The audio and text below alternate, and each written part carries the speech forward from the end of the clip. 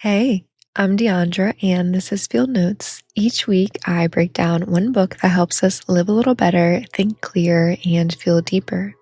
Today's note is about how to feel good from the inside out, because most of us are doing it backwards. We're trying to fix our lives by changing what's out there, our jobs, our relationships, our routines, but what if the real shift happens inside?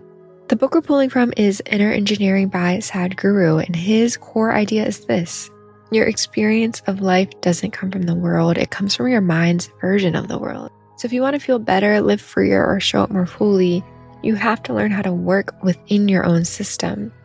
Your mind, your body, your energy, that is. Let's break it down. First, are you in charge of your system or is it in charge of you? So the starting point, it's not changing your job or fixing that relationship. It's learning how to be at ease with yourself. You can't live a peaceful life if your inner world is in chaos. Here's a practice. Next time you feel overwhelmed, pause. And let's actually practice it right now. So pause with me. Notice what's happening in your body, in your breath, in your thoughts. Notice who is the one who's watching all of these things. That quiet awareness underneath the noise, that's you. You're not your voice in your head, and you're not the emotion in your chest. You are the observer, the one who's watching it all.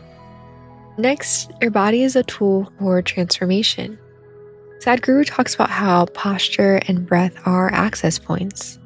When your body is aligned, your energy, it will flow more freely. So do it again with me right now. Straighten your spine, relax your shoulders, take a long, slow breath.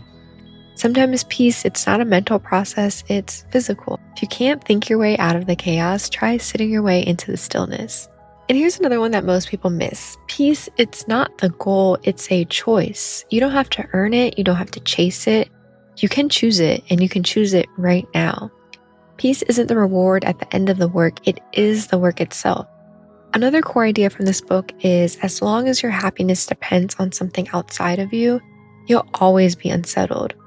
Because life, it doesn't always bend to our preferences, and if your joy is built on a fragile foundation, it won't last. So what's the solution? Detach your internal experience from external conditions. I know, easier said than done, but this is essential. Sadhguru also makes this distinction. Reactivity is enslavement, responsibility is freedom. And he's not talking about responsibility in the chore chart, grown-up kind of way. He actually reframes responsibility as the ability to respond, which I think is so clever. It's the ability to meet life as it is with awareness instead of being an autopilot. You can't always choose what happens in life, but you can always choose how you meet it. Next time something triggers you, try this. Before reacting, ask, what's the most conscious response I can choose here? Not the easiest, not the most comfortable, but the most conscious. And finally, let's talk about pain. Sadhguru doesn't shy away from it. He says even pain can serve you if you let it. If you find meaning in it, if you respond to it with awareness, it will deepen you. This doesn't mean glamorizing suffering. It means refusing to waste it. Because pain, when seen clearly, can reveal the parts of you still waiting to be healed. So here's one more line that stuck with me. Not knowing is the only door to knowing. If you want to grow, you have to be open, curious, and humble. The want to control and the want to know things, that's ego.